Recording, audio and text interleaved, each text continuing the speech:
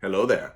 What's going on, guys? I want to talk to you a little bit about today on legal shots in Armada. I see this asked an awful lot, especially from newer players, on what constitutes a legal shot. Is this obstructed? Do I actually have this shot? Can I make this shot? So I'm going to talk to you about a lot of things. I also want to remind everybody that there is still time to enter the latest round of the giveaway, and that is to win an expansion of your choice in the form of a $25 Cool Stuff gift card. All you have to do to enter that is to be a subscriber and leave a comment on this or one of my videos. It's as simple as that. Now, if you've already missed this, if you're watching this video farther in the future, I always have more videos, so make sure you subscribe and click that little bell for alerts so you don't miss out on future content.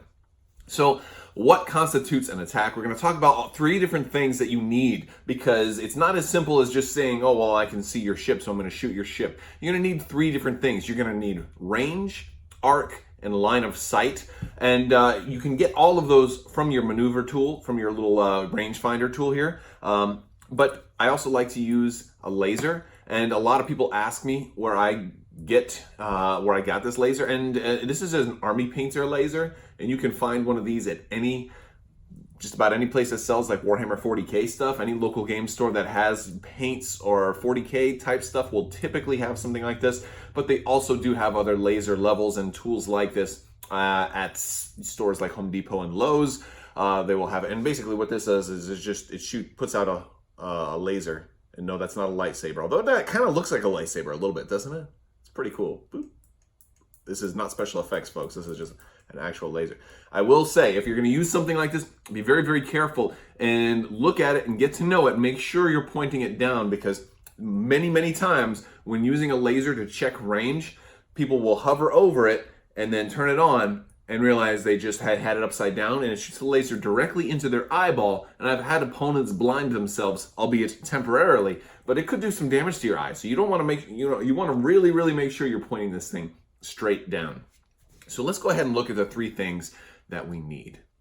So range. Range is the first thing we need to make sure that we have. And range is going to be used measuring this side of your range tool.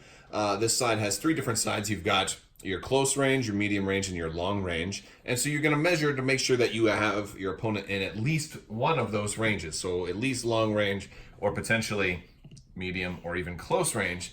They have to fall within that range. If you're trying to shoot somebody that's outside of that range, then you're not going to have a shot, even if all other things are there. And it's important to know a couple of things about this. First thing that we always measure whenever we're measuring range is we always measure from cardboard to cardboard. And the reason that that's important is the plastic on these ship bases will sometimes extend, well, not sometimes, it always extends beyond the cardboard here. We're looking at it from straight down. And so sometimes you will find that, oh, we just barely have range, and it's like plastic to plastic. But if it's not cardboard to cardboard, it's not considered to be in range. So in this case, right here, we would not have range, even though it's very, very close. And it's hard to actually see, but it's millimeters. But it has to be cardboard to cardboard. That being said, we are also going to make sure that we're using the right tool, because some people will use special range rulers that they may have got from events. And while these are official FFG products, and these are generally fine, if ever it's really, really, really close, one thing I would encourage you to do is to make sure you're using the official one if you ever have any questions. And I'm going to tell you why. It's because they're not exactly identical. And what I mean by that is the ranges are just slightly off. I'm going to zoom in and show you here. Now, before I zoom in all the way, I want to point out another thing, is that while these look like they're interchangeable, there is a difference between close ranges distance and long ranges distance. Medium range is obviously a much shorter span. But while on the surface, the distance from long range to medium range and close range to medium range might seem the same, if I reverse them, you can see they're drastically different. There's a big difference of several millimeters, almost a quarter of an inch difference. So they're not the same. And while it might have been nice for them to be the same, sometimes people will measure stuff backwards and they'll say, oh, well, we have close range. Well, actually, close range, if you measure it backwards, you might be shorting yourself, because close range is a big difference. That being said, if you're using, like, this is a 2017, I think a regional ruler. I'm going to line these up, and we're going to notice that there are a few slight differences here. So I have these lined up exactly at the bases, but as you can see, there's a slight difference with the lines, and a lot of this has to do with the thickness of the line. So if it's ever, a question of, I just can't tell if it's there or not, make sure you're using the official range ruler as opposed to any other range rulers, because there can be some minor difference. And this is only on the absolute closest of measurements. So for all your normal measurements, by all means, go ahead and use your special promotional tools or your acrylics or whatever. But slight little differences like this could mean the difference on something being out of close range or not having a shot if you have only black dice or something like that.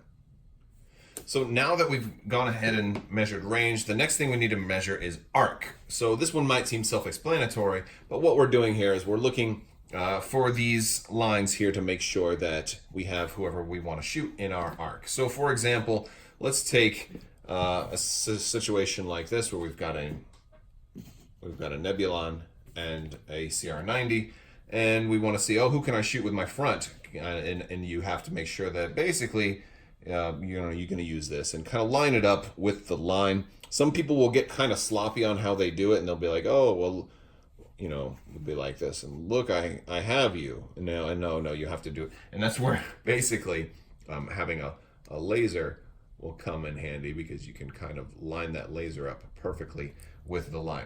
Now, the defender doesn't have to be fully within your arc. They just have to have one piece of cardboard within the arc for it to be considered in arc. And if they are, then you can go ahead and move on to the next step.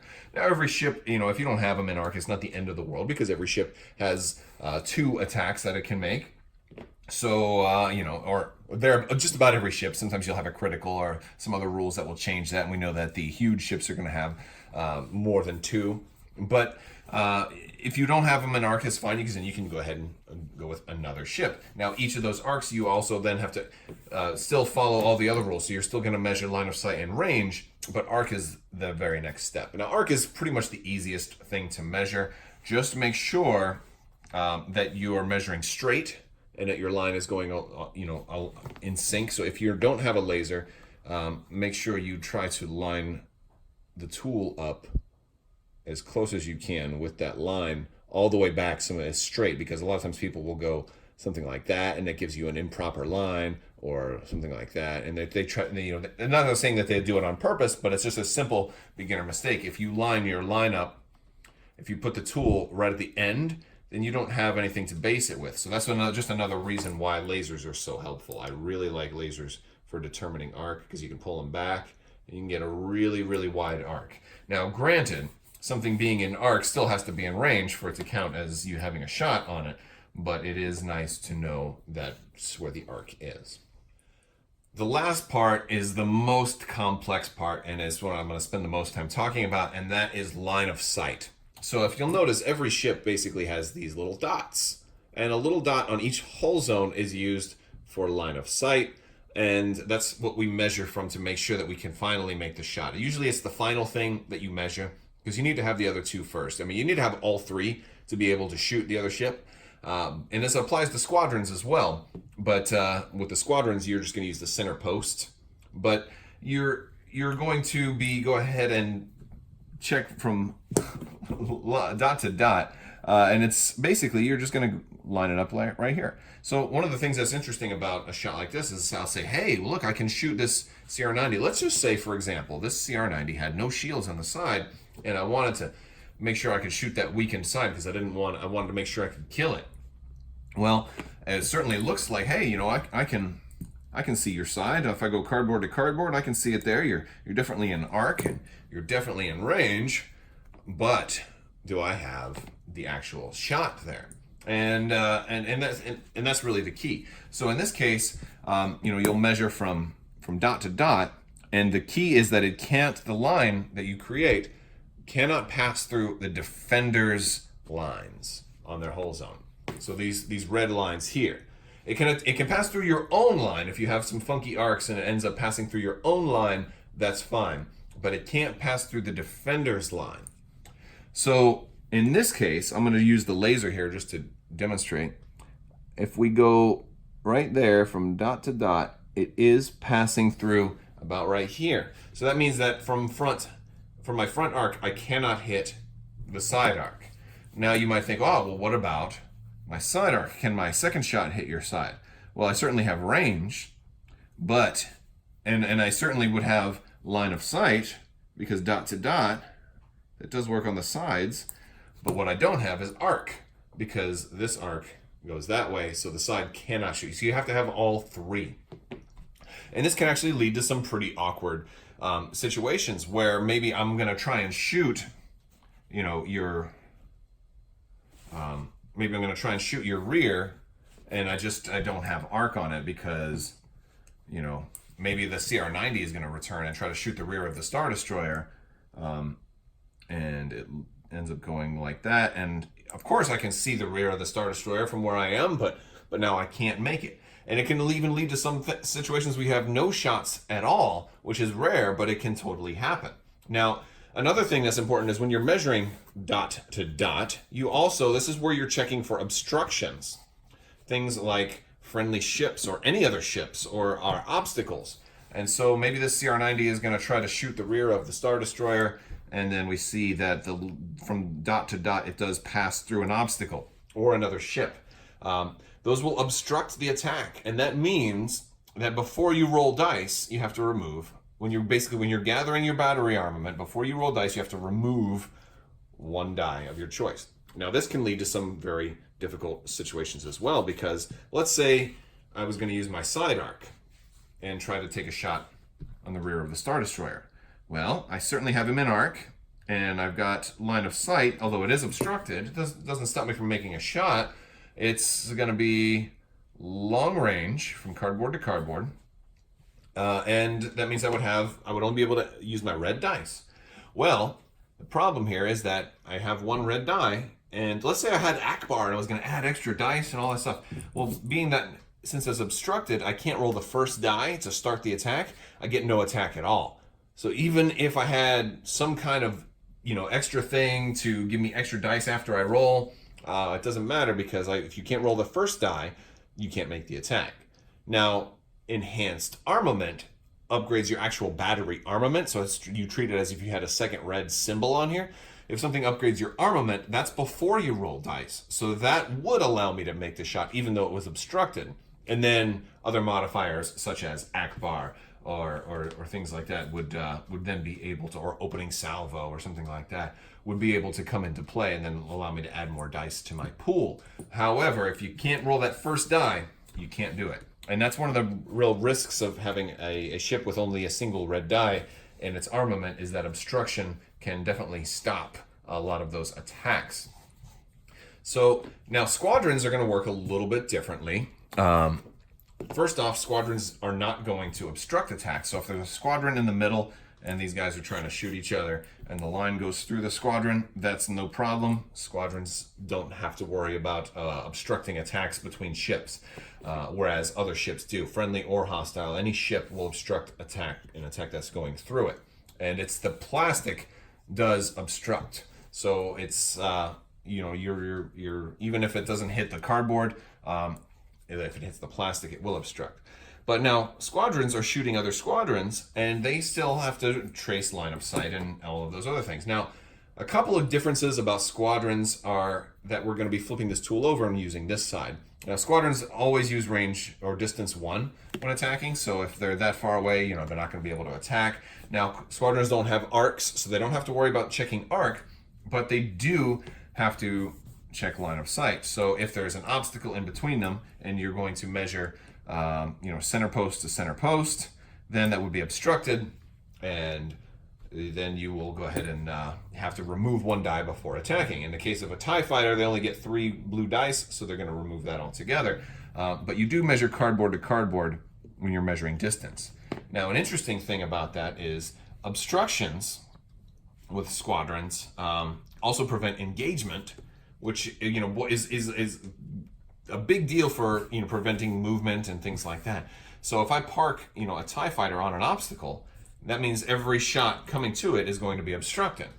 Now, if I move in and I'm touching this other ship, it might seem like, oh, well, now we're not, I don't trace through the obstacle anymore. However, there is a tiny little distinction here in that the cardboards can never touch because of the bases coming out a little bit. So you're always measuring cardboard to cardboard, and in this case, that little piece in between still counts as obstruction. So if a squadron is basically fully on an obstacle, then any shot going to it is going to be obstructed. Even if another squadron comes in and tries to bump it, their cardboard won't be touching, and so that obstacle still counts as underneath, so they're always going to be obstructed. Now, this is a bigger deal when it comes to ships shooting squadrons, because as ships shoot squadrons, ships, a lot of them only have a single anti-squadron die. And also, a lot of squadrons, when they're attacking ships, only have a single die. So a squadron being obstructed from a ship's attack is a big deal, especially if it's a case like this. Let's put this little obstacle right there. Okay. Now, in a case like this, you're going to have a really interesting set of things happen. The first thing that's going to happen is maybe this Star Destroyer wants to go ahead and attack the Nebulon out of its front arc, and then out of its side arc wants to attack the squadron. Well, let me set it just like that. Yes. So the squadron, let's say it does that. So right here, if it wanted to attack the squadron, it would be obstructed because it's going through that obstacle. So this TIE fighter would be safe from that. But then if the TIE fighter wants to attack the front, the TIE fighter can go ahead and attack the front instead of the side, because the TIE fighter is out of the front arc, but still in range of shooting the front arc. You see the front arc stops right there, so the front arc couldn't get that TIE fighter. But the TIE fighter can attack the front arc because, again, you're measuring, the TIE fighter doesn't have an arc, it just has to measure distance. So that's a nice little trick that you can do with being clever in how you place squadrons in your arcs. So in closing, I've got one last scenario I want to show you, and I want to get you to guess before I tell you. What shots does this Nebulon have on this Victory Star Destroyer? In this case, we've got shields all around, but none here in the back, and the Nebulon obviously looks like it has a shot on that rear arc. What do you think? Well, it turns out the Nebulon doesn't have a shot on the rear arc. We obviously have range, and we obviously have arc, but when we measure dot to dot, it is just barely going through that line. Can you see it? Right here, it's crossing that line, which means we only have shots on the side.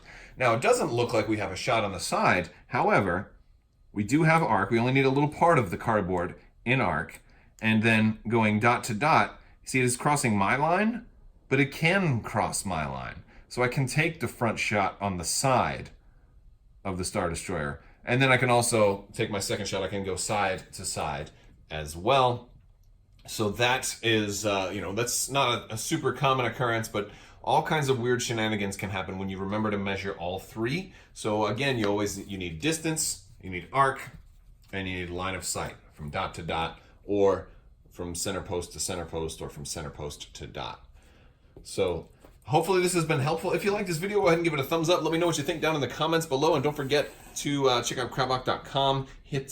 Check me out on Discord. Hop in there and say hi to us, and hopefully you found this video helpful. Thank you guys so much for watching, and have a great day.